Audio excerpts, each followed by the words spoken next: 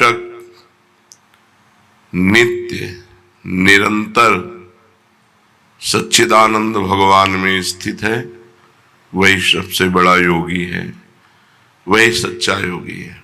अब ये देखना चाहिए, नित्य निरंतर वही सच्चा योगी है। तेषाम सतत युक्ता नाम भजताम प्रीति पूर्वकम ददामि बुद्धि योगम तम ये न माम उपयांति ते। इसके आगे कुछ नहीं, सबसे बड़ा योग, ज्ञानियों से भी बढ़कर, तपस्वियों से भी बढ़कर और कर्म योगियों से भी बढ़कर के भगवान ने अपने परम प्रेमी भक्त को बताया है। हर समय भगवान का चिंतन,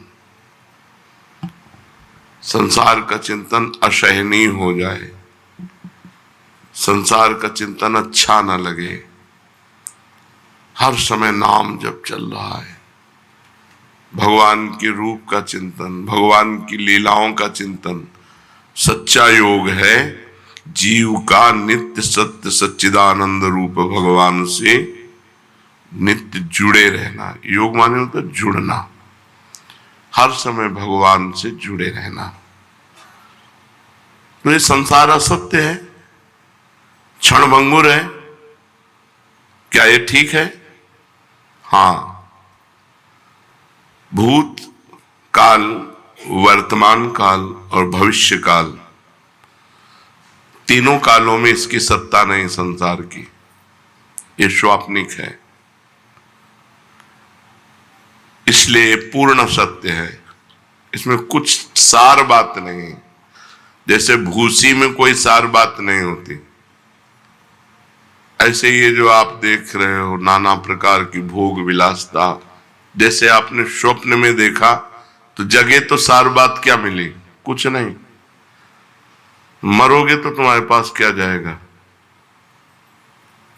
अब जैसे बड़ी बड़ी बिल्डिंगें, मोटर, कार, रुपया, पैसा, ये सब ऐसे स्वाप्निक है, इसमें कोई सत्य थोड़ी है। अभी शरीर छूट गया तो क्या लेके जाओगे?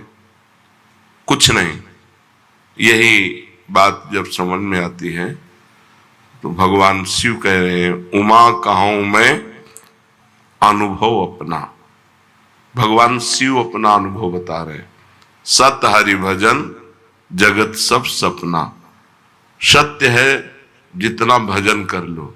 बड़े भाग्य हैं कि आप भजन मार्ग में हैं, नहीं तो संसार मार्ग में बस उन्हीं भोगों का चिंतन, रुपया का चिंतन, परिवार का चिंतन, राग द्वेष का चिंतन, हर समय व्यर्थ समय नष्ट करना।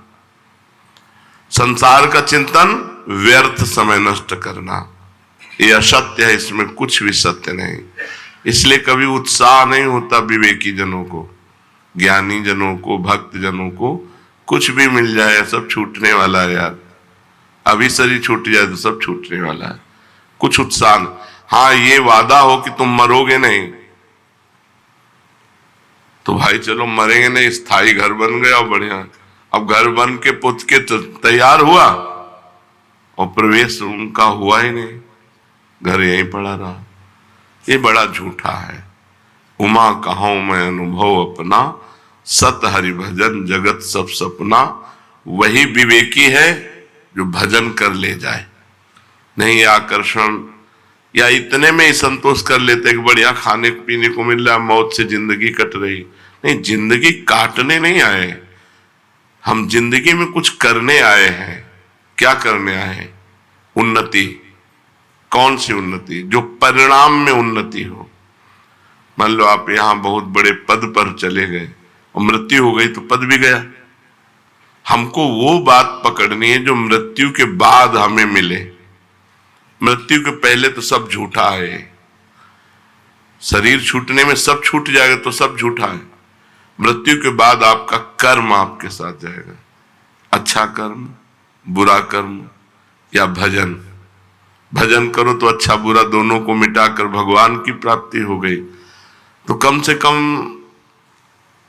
हमसे बुरा कर्म तो न बने। तो इसके लिए हमें बुद्धि चाहिए, और बुद्धि बिना भजन के शुद्ध होती नहीं। इसलिए बड़ा कलह मचा है। जब संसार का हमें कुछ दर्शन होता है तब लगता है ऐसा संसार है, थोड़ी थोड़ी बात के लिए। दूसरा पुरुष मिल गया, पत्नी ने अपने पति को जहर खवा दिया बड़ी चालाकी से। अगर भजन नहीं है तो बुद्धि शुद्ध नहीं है। बुद्धि जब तक भगवान के चरणों का चिंतन नहीं होगा तब तक ये नष्ट करती रहेगी। अगर भगवान का भजन नहीं है तो आप गृहस्थी में भी प्रेम पूर्वक नहीं रह सकते। वासना ही तो है।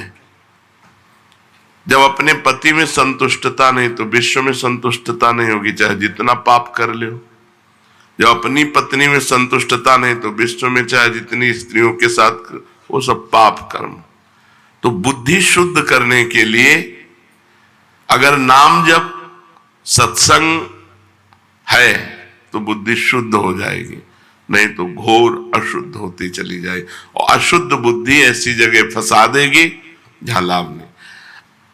भजन के बिना राक्षसी भाव पर शासन नहीं हो सकता, और राक्षसी भाव सबके अंदर है। सुमति कुमति सबके उर राही। सबके हृदय में सुमति है और कुमति है, सुंदर बुद्धि है और असुंदर बुद्धि, राक्षसी बुद्धि है। यदि हम सत्संग सुनेंगे, नाम जप करेंगे तो सुंदर बुद्धि की वृद्धि होगी, और वो हमको अनुभव कराएगी कि संसार में सब कुछ झूठा है। फाइनल में देखो तो सब कुछ झूठा है, लेकिन कोई मानने के लिए तैयार नहीं कि झूठा है। एक एक रुपया, एक एक वस्तु ऐसे सजो सजो के, सीमेंट ऐसी आनी चाहिए कि कल्प तक विनाश ना हो। वो अपना मरने के लिए तैयार है, उनका कुछ पता नहीं कब। बड़ा संसार में क्लेश ही क्लेश है। आप लोग बचे हुए हो, धाम में हो ना, इसलिए असत संसार में भजन बहुत आवश्यक है, बिल्कुल आवश्यक है। जैसे जीने के लिए श्वास आवश्यक है, ऐसे जीवन बिताने के लिए भजन आवश्यक है। यदि भजन नहीं तो बुद्धि कहीं भी बिगड़ जाएगी और फंसा देगी। ब्राह्मी स्थिति में कब रहना चाहिए? कहे हर समय रहना चाहिए, क्योंकि कभी भी मृत्यु हो सकती है। ब्राह्मी स्थिति उसे कहते हैं, मैं शरीर नहीं हूं, मैं भगवान का जो स्वरूप हूं, अपने स्वरूप में स्थित रहना, न तन से न मन से, किसी से कोई मतलब नहीं। भक्ति में उसी को जब भागवती की स्थिति कहते हैं, वो भगवान के चिंतन में है। हर समय भगवान के चिंतन में रहना चाहिए, नहीं धोखा है, कब मर जाए कुछ पता नहीं। एक गाय को इधर बांध दिया रोड के किनारे, और उसका गोबर उठा रही थी, और एक ट्रक आया, पीस गया। आराम से अपने बच्चे को ले जा रही, गाड़ी बहकी हुई आई, उसे मार गई। कब कहां क्या हो जाए कुछ पता नहीं, कब कहां क्या हो जाए। इसलिए हर समय राधा राधा राधा राधा। ब्राह्मी स्थिति में नहीं हो तो भाव में, नाम में, स्थिति में तो रहा जा सकता है। डरो इस बात से कि तुम्हें मरना है, और मरना है अगर भजन नहीं हुआ तो देखो जीवों के साथ कैसा व्यवहार कर रहे हैं। बकरा, मुर्गा, गाय, भैंस, ऊंट, कुत्ता, कुछ नहीं बच रहा इन राक्षसों के आगे। ऐसी राक्षसी बुद्धि बन गई है, कुछ नहीं बचा। धीरे धीरे अपने देश में सब बाहरी हवाएं आ रही। अब बताओ, अगर हम बकरा बन गए और जिंदा जलाया जाता है, स्वादिष्ट मांस बनाने के लिए पैर ऊपर बांध दिए गए और नीचे से आग लगा दी गई, वो तड़प तड़प के मरता है। बनना है बकरा, चुपचाप भजन करो, नहीं बकरा बकरी बनोगे। बहुत बहुत दुर्दशा है। हम कभी कभी एकांत में इस बात से कि अरे लोग जान क्यों नहीं रहे कि किस लिए आए, अरे भजन कर लेने, अगला जो होने वाला है उसमें आप कुछ नहीं कर सकते। जैसे पशु पक्षी अन्य योनियों में गए, कुछ नहीं कर सकते। कबूतर चुन रहा है, बिल्ली दौड़ के आई, पकड़ा, एक एक पंख उखाड़ के छील के खा गया। कितना भयानक पीड़ा होती है मृत्यु के समय। वो जब जीवों को देखो, स्कूटी में जा रहे हैं, एक्सीडेंट हुआ, आते निकल के बाहर निकल के पड़ गए रोड में। बहुत विचित्र। डरो कि इस संसार में अगर भगवान का आश्रय नहीं है तो तुम कहीं ना कहीं फंस जाओगे, कहीं ना कहीं तुम पिट जाओगे, कहीं ना कहीं तुम्हारी दुर्गति हो जाएगी। इसलिए हर समय नाम जप करते रहो। ये दैवी संपदा और आसुरी संपदा कहां रहती है? बोले चित्त में रहती है। जो चित्त वासुदेव का चिंतन करता रहता है, चित्त के अधिष्ठात्र देवता भगवान वासुदेव है, उसमें दैवी संपदा वास करती है। और जो चित्त संसार का चिंतन करता रहता है, उसमें आसुरी संपदा वास करती है। बहुत ध्यान देने योग्य बात है। चित्त का चिंतन नहीं छूटना चाहिए भगवान का। अगर चित्त का भगवान से चिंतन है तो दैवी संपदा जागृत हो जाएगी, और अगर संसार का चिंतन है तो आसुरी संपदा। आज प्रायः लोग प्रश्न करते हैं, बहुत उद्वेगित हैं, चिंतित हैं, अशांत हैं, परेशान हैं। क्यों? क्योंकि संसार का चिंतन हो रहा है। देखो 6 घंटा नींद में सोते हो तो कितना अच्छा लगता है, क्योंकि संसार का चिंतन नहीं होता। अगर जागृत में 6 घंटा संसार का चिंतन छोड़कर भगवान का चिंतन करो तो परमानंद में डूब जाओगे। संसार का चिंतन ही आसुरी संपदा है, भगवान का चिंतन ही दैवी संपदा है। सारे सद्गुण उसके हृदय में आ जाते हैं जो भगवान का चिंतन करता है। ये आसुरी संपदा और दैवी संपदा दोनों चित्त में रहती हैं। अगर चिंतन भगवान का अधिक तो दैवी संपदा जागृत हो जाएगी, चिंतन संसार का अधिक तो आसुरी संपदा जागृत हो जाएगी। बंधन और मोक्ष क्या है?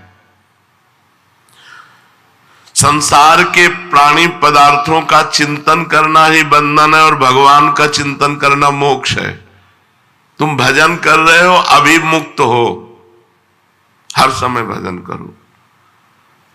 लोग शरीर सुख के लिए परेशान हैं, और शरीर का सुख त्यागने से आनंद प्राप्त होता है, और शरीर सुख में आनंद प्राप्त करना चाहते, बस यही परेशानी। जीते जीते सब आंखें खराब हो रही, कान खराब हो रहे, पता नहीं क्या क्या। अब तो बड़ी विचित्र समस्याएं हैं। हम सच्ची कहते हैं, हर समय मन इस बात से व्याकुल रहता है कि ये लोग जाने यार काहे को परेशान हो रहे हैं, किसमें समय बर्बाद कर रहे हैं। सबको समझना चाहिए हम आए किस लिए। एकमात्र केवल भगवान की चर्चा, भगवान का चिंतन करते हुए, सांसारिक कार्य करते हुए। बंधन क्या है? संसार का चिंतन। मोक्ष क्या है? भगवान का चिंतन। संसार के प्राणी पदार्थ में ममता ही बंधन है, और भगवान के चरणों में ममता मोक्ष है। तो ममताहीन कैसे बने? क्योंकि ममता शरीर में है, शरीर के संबंधियों में है, भोगों में है। कैसे ममता हटे? खूब सत्संग सुनो और भगवान का चिंतन करो, इसी से ममता चली जाएगी। सबकी ममता ताग बटोरी, मम पद मने बांध बर डोरी। भगवान की यदि चर्चा सुनोगे तो सब झूठा लगने लगता है। हम आपको सच्ची कहते हैं, आज तक हमें कभी ये नहीं दिखाई दिया कि ये हमें प्यार करता है। जहां कहीं लगा तो उत्तर में हमने देखा कि वो अपने लिए हमें प्यार करता है, हमारे लिए हमें प्यार नहीं करता। जैसे बहुत रोना धोना कोई करे, बहुत प्यार दिखा रहा, तो मन कहता है आपको प्यार करता है, तो भगवान कहते रुको हम परीक्षा लेते हैं।